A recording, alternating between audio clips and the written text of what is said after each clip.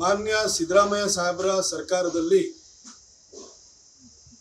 ಅನಧಿಕೃತವಾಗಿ ಒಂದು ವರ್ಗಾವಣೆ ಖಾತೆ ರಚನೆಯಾಗಿ ಆ ವರ್ಗಾವಣೆ ಖಾತೆ ಸಚಿವರಾಗಿರುವಂತಹ ಯತೀಂದ್ರ ಅವರು ನಾಲ್ವಡಿ ಕೃಷ್ಣ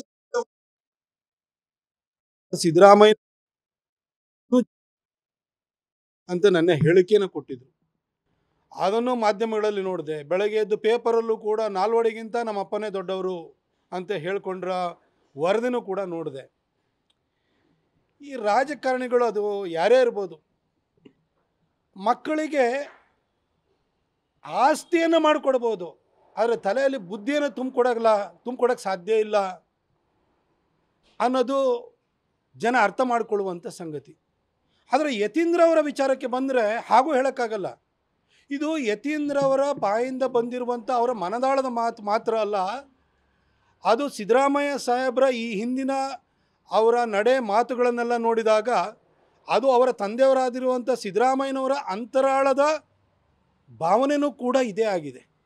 ಯಾಕೆಂದರೆ ಅವರು ಹಿಂದೆ ಮೊದಲನೇ ಸಾರಿ ಮುಖ್ಯಮಂತ್ರಿ ಆಗಿದ್ದಾಗ ಇದೇ ದೇವರಾಜ ಅರಸು ಮಾರುಕಟ್ಟೆಯನ್ನು ಹೊಸದಾಗಿ ಕನ್ಸ್ಟ್ರಕ್ಟ್ ಮಾಡುವಂಥ ವಿಚಾರ ಬಂದಾಗ ಒಂದಷ್ಟು ಜನ ಇದು ಮಹಾರಾಜರು ಕಟ್ಟಿಸಿದ್ದು, ಅದನ್ನು ಅದೇ ರೀತಿ ಉಳಿಸ್ಕೊಳ್ಬೇಕು ಅಂತ ಹೇಳಿ ಧ್ವನಿ ಎತ್ತಿದಾಗ ಏನು ಮಹಾರಾಜ ಏನು ಅವನ ಮನೆಯಿಂದ ದುಡ್ಡು ತಂದು ಕಟ್ಟಿದ್ನ ಅಂತೇಳಿ ಹೇಳಿದರು ಸಿದ್ದರಾಮಯ್ಯನವರು.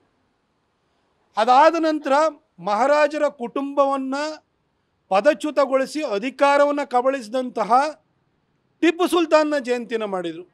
ಈ ಎರಡೂ ಘಟನೆಗಳಲ್ಲೂ ಕೂಡ ಸಿದ್ದರಾಮಯ್ಯನವರಿಗೆ ಮಹಾರಾಜರ ಕುಟುಂಬದ ಬಗ್ಗೆ, ಮಹಾರಾಜರ ಬಗ್ಗೆ ಅಪಾರವಾದಂತಹ ದ್ವೇಷ, ಅಪತ್ಯದ ಭಾವನೆ ಇದೆ ಅನ್ನೋದು ಬಹಳ ಸ್ಪಷ್ಟವಾಗಿತ್ತು.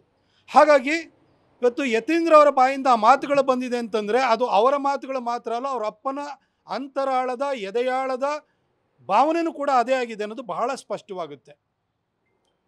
ಈ ಸಿದ್ದರಾಮಯ್ಯನವರು ಇದುವರೆಗೂ ನಾನು ದೇವರಾಜ ಅರಸನ ಥರ ಇನ್ನೊಬ್ಬ ದೇವರಾಜ ಅರಸು ಅಂತ ಹೇಳ್ತಾ ಇದ್ರು.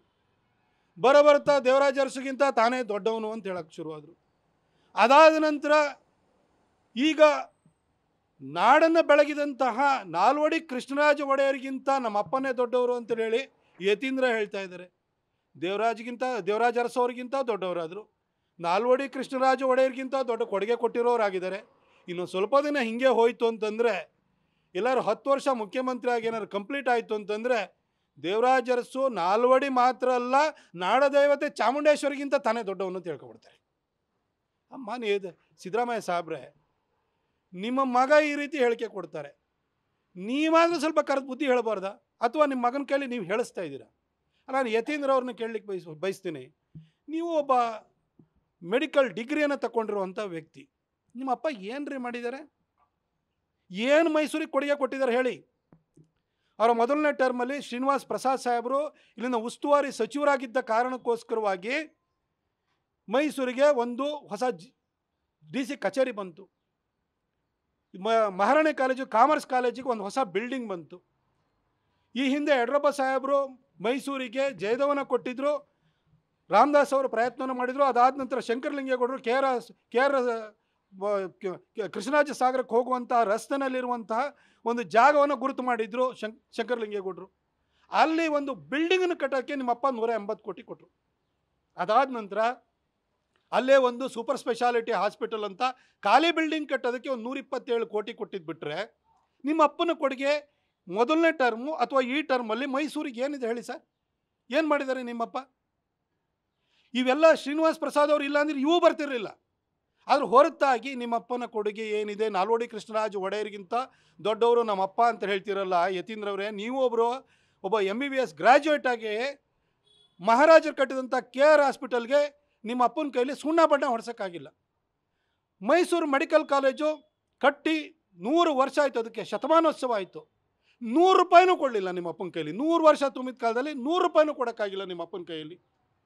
ಆ KR ಹಾಸ್ಪಿಟಲ್ ಇದು ದುಸ್ಥಿತಿಗೆ ಹೋಗಿದೆ ಇವತ್ತು. ಮೈಸೂರಿಗೆ ಬೇರೆ ಏನು ಕೊಟ್ಟಿದ್ದಾರೆ ಹೇಳಿ? ಮಹಾರಾಜರು ಗರ್ಭಿಣಿ ಸ್ತ್ರೀಯರಿಗೆ ಹಾಲು ಬ್ರೆಡ್ಡನ್ನು ಕಳಿಸ್ತಾಯಿದ್ರು. ನಿಮ್ಮ ಅಪ್ಪನ ಕೊಡುಗೆ ಏನು ಹೇಳಿ? ಹಾಲಿಗೆ 9 ರೂಪಾಯಿ ಜಾಸ್ತಿ ಮಾಡಿರು.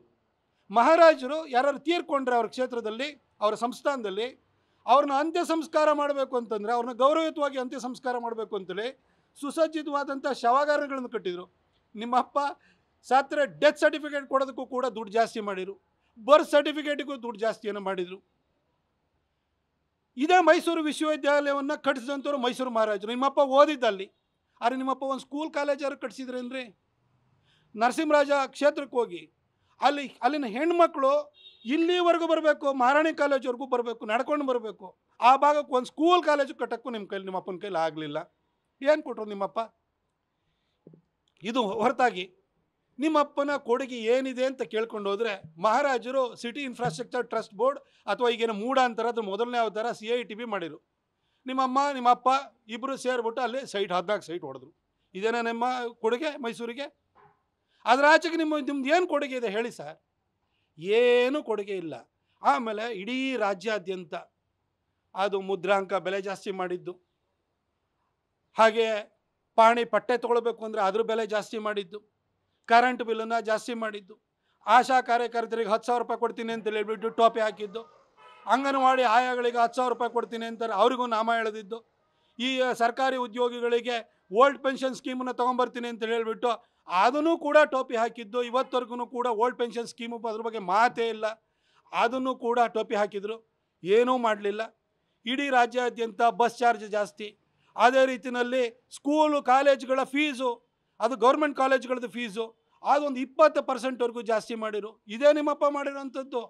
ಅದು ಬಿಟ್ಟು ಜನರ ಜೀವನವನ್ನು ಬದಲಾವಣೆ ಮಾಡಲಿಕ್ಕೆ ಅವ್ರು ಬೆಳಕಾಗುವಂಥ ಯಾವ ಕೆಲಸ ಮಾಡಿರು? ನಾಲ್ವಡಿ ಕೃಷ್ಣರಾಜ ಒಡೆಯರು ನಾಡನ್ನು ಬೆಳಗಲಿಕ್ಕೆ, ಜನರ ಜೀವನದಲ್ಲಿ ಬೆಳಕಾಗುವಂಥ ಕೆಲಸವನ್ನು ಮಾಡಿದರೆ, ನಿಮ್ಮಪ್ಪ ಕತ್ಲು ಮಾಡುವಂಥ ಎಲ್ಲ ಕೆಲಸವನ್ನು ಮಾಡ್ತಿದ್ದಾರೆ.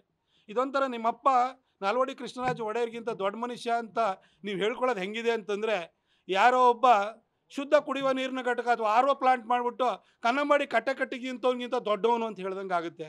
ಯತೀಂದ್ರ ಅವರೇ, ಈ ಥರ ಆಭಾಸದ ಮಾತುಗಳನ್ನ ಆಡ್ತಾ ಇದ್ದೀರಿ. ಇವತ್ತು ಈ ರಾಜ್ಯದಲ್ಲಿ ಎಂತಹ ಮನಸ್ಥಿತಿ ಇರುವಂತಹ ವ್ಯಕ್ತಿ ಆಳ್ವಿಕೆಯನ್ನು ನಡೆಸ್ತಾ ಇದ್ದಾರೆ ಅನ್ನೋದು ಯತೀಂದ್ರ ಅವರ ಮಾತುಗಳಲ್ಲಿ ಭಾಳ ಸ್ಪಷ್ಟವಾಗುತ್ತೆ. ಯತೀಂದ್ರ, ನಿಮಗೆ ಭಾಳ ಚೆನ್ನಾಗಿ ಗೊತ್ತಿರೋದು ಏನು ಅಂತಂದರೆ, ಟ್ರಾನ್ಸ್ಫರ್ ಲಿಸ್ಟ್ ಕೊಟ್ಟು ಅಪ್ಪ ಅಂತ ಮೀಡಿಯಾದವರಲ್ಲಿ ಇದ್ದಾರೆ ಅಂತ ಗೊತ್ತಿಲ್ಲದಲೇ ಅಲ್ಲಿ ಅಪ್ಪ ನಾನು ಕೊಡಿಸಿರೋ ಲಿಸ್ಟನ್ನು ಟ್ರಾನ್ಸ್ಫರ್ ಮಾಡು ಅಂತ ಹೇಳ್ತಿರಲ್ಲ, ಇದೆಷ್ಟೇ ನಿಮ್ಮ ಸಾಧನೆ. ನೀವು ಅನಧಿಕೃತವಾಗಿ ವರ್ಗಾವಣೆ ಖಾತೆ ಸಚಿವರಾಗಿ ಮೈಸೂರಿನಲ್ಲಿ ಒಬ್ಬ PDO ಇಂದ ಬೆಂಗಳೂರಿನಲ್ಲಿರುವಂಥ ಪೊಲೀಸ್ ಕಮಿಷನರ್ವರೆಗೂ ಕೂಡ ಆ ಟ್ರಾನ್ಸ್ಫರು, ಅಪಾಯಿಂಟ್ಮೆಂಟು, ಪೋಸ್ಟಿಂಗು ಮಾಡಿಕೊಂಡು ಒಳ್ಳೆ ಚೆನ್ನಾಗಿ ಕಮಾಯಿ ಮಾಡ್ಕೊಂಡಿದ್ದೀರಿ. ಇದರಾಚೆಗೆ ನಿಮ್ಮ ಅಪ್ಪನ ಕೊಡುಗೆನೂ ಏನಿಲ್ಲ, ನಿಮ್ಮ ಕೊಡುಗೆನೂ ಏನಿಲ್ಲ. ಮೈಸೂರಿಗೆ ಕುಡಿಯೋ ನೀರು ಕೊಟ್ಟರಂಥವ್ರು ಮಹಾರಾಜರು. ಮೈಸೂರು ಇವತ್ತು ಹಸನಾಗಿದ್ರೆ, ಈ ಭಾಗದಲ್ಲಿ ಜನ ಕೃಷಿನ ಮಾಡ್ತಾಯಿದ್ರೆ ಅದು ಮೈಸೂರು ಮಹಾರಾಜರ ಕೊಡುಗೆ ಹೊರತು ನಿಮ್ಮ ಅಪ್ಪನ ಕೊಡುಗೆ ಏನೂ ಇಲ್ಲ.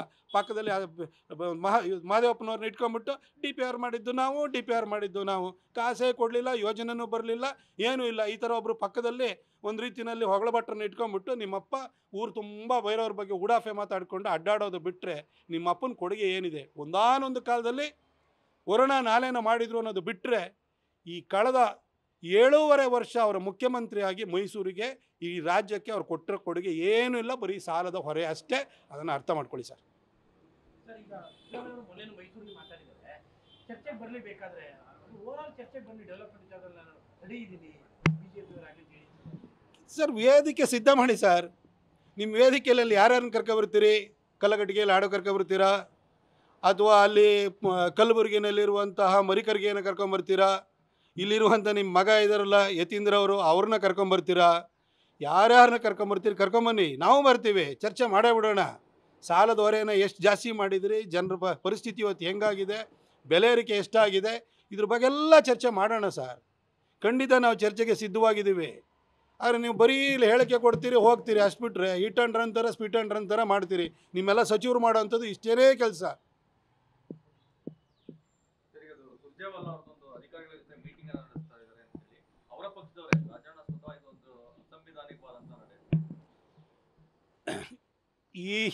ಈ ಹಿಂದೆನೂ ಕಳೆದ 1-2 ತಿಂಗಳಲ್ಲೂ ಕೂಡ ಅಲ್ಲಿ ರಾಜೀವ್ ಕಾಗೆ ಅವ್ರು ಇರ್ಬೋದು, ಬೇಳೂರು ಗೋಪಾಲಕೃಷ್ಣ ಅವ್ರು ಇರ್ಬೋದು, ಬಸವರಾಜ ರಾಯರೆಡ್ಡಿ ಅವ್ರು ಇರ್ಬೋದು, BR ಪಾಟೀಲ್ ಇರ್ಬೋದು, HK ಪಾಟೀಲ್ ಅವ್ರು ಇರ್ಬೋದು, ಪ್ರತಿಯೊಬ್ಬರೂ ಕೂಡ ಈ ಸರ್ಕಾರ 5 ರೂಪಾಯಿ ಅನುದಾನನೂ ಕೊಡ್ತಿಲ್ಲ, ಅತ್ಯಂತ ಭ್ರಷ್ಟ ಸರ್ಕಾರ ಅಂತ ಹೇಳ್ತಾನೆ ಇದ್ದಾರೆ. ಅವರ ಶಾಸಕರು ಹೇಳಿದ್ದಕ್ಕೆ ಅವ್ರು ಲೆಕ್ಕಿಸಲಿಲ್ಲ. ಈಗ ಅವ್ರ ಕಡೆಯವರು ಹೇಳ್ತಾ ಇದ್ದಾರೆ, ರಾಜಣ್ಣ ಅವರು ಈ ಥರ ಅಧಿಕಾರಿಗಳ ಮೀಟಿಂಗನ್ನು ಕಾನೂನು ಬಾಹಿರವಾಗಿ ಕರೆದಿದ್ದಾರೆ ಅಂತ. ಇದು ಯಾವುದಕ್ಕೂ ಕೂಡ ಸಿದ್ದರಾಮಯ್ಯನವರು ಕಿವಿಗೊಡ್ತಾ ಇಲ್ಲ. ಸಿದ್ದರಾಮಯ್ಯನವರ ಸರ್ಕಾರನೇ ಒಂದು ರೀತಿ ಅನೈತಿಕ ಕೆಲಸದಲ್ಲಿ, ಕಾನೂನು ಬಾಹಿರ ಕೆಲಸದಲ್ಲಿ ಮಗ್ನವಾಗಿದೆ ಅನ್ನೋದಕ್ಕೆ 14 ಸೈಟ್ ಹೊಡೆದಿದ್ದರಿಂದ ಹಿಡಿದು ಇದುವರೆಗೂ ನಡೀತಾ ಇರುವಂಥ ಒಂದೊಂದು ಘಟನೆಗಳು ಸಾಕ್ಷ್ಯವಾಗಿದೆ. ಇವತ್ತು ಸುರ್ಜೇವಾಲಾ ಬಂದು ಸಿದ್ದರಾಮಯ್ಯನವ್ರನ್ನ ಚೇರಲ್ಲೇ ಉಳಿಸೋದಕ್ಕೆ ಏನೇನು ಮಾಡಬೇಕು, ಡಿ ಕೆ ಶಿವಕುಮಾರ್ ಅವ್ರನ್ನ ತಡೆಯೋದಕ್ಕೆ ಏನೇನು ಮಾಡಬೇಕು, ಮಧ್ಯದಲ್ಲಿ ತನಗೆ ಎಷ್ಟು ಸಿಕ್ಕುತ್ತೆ ಅದ್ರ ಬಿಟ್ಟರೆ ಅವ್ರದ್ದು ಏನೂ ಪಾತ್ರ ಇಲ್ಲ. ಹಾಗಾಗಿ ಅಧಿಕಾರಿಗಳನ್ನ ಮೀಟಿಂಗನ್ನು ಕರೀಲಿಕ್ಕೆ ತನ್ನ ಚೇರ್ನ ಉಳಿಸ್ಕೊಳ್ಳೋದಕ್ಕೋಸ್ಕರ ಸಿದ್ದರಾಮಯ್ಯನವರು ಅವಕಾಶ ಮಾಡಿಕೊಟ್ಟಿದ್ರೆ ಅದರಲ್ಲಿ ಯಾವ ಆಶ್ಚರ್ಯನೂ ಇಲ್ಲ. ನ್ಯೂಸ್ ಫಸ್ಟ್ ನಿರ್ಭೀತಿಯಿಂದ ನಿಮ್ಮ ಪರವಾಗಿ.